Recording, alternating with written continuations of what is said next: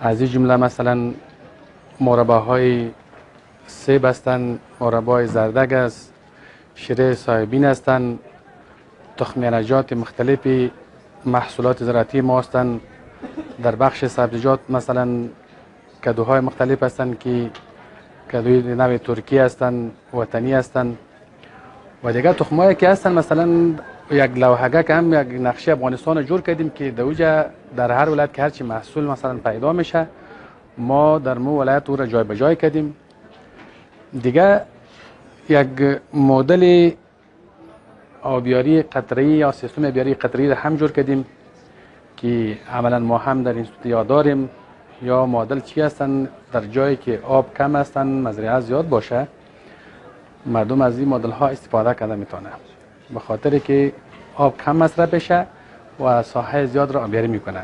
بالخصوص اون نباتاتی که مثلا ریشه که زیاد پرو نمیره در سطح زمین مثلا سبزیجات هستن از جمله و یگان تا درختان به نام های دنسیتی یا باغ‌های متراکم هستند که یا هم از این چی میشه استفاده میشه. در این مدل چی هستن که هم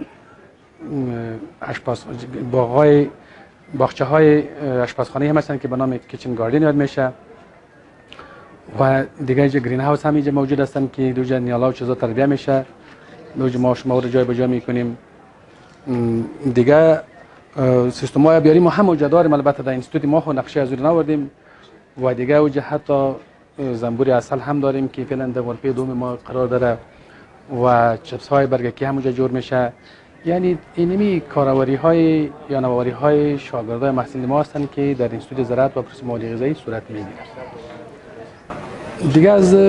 امارت اسلامی افغانستان ما تشکری میکنیم که در این رقم نمایشگاه بزرگ برای ما سهم داده که شرکت کنیم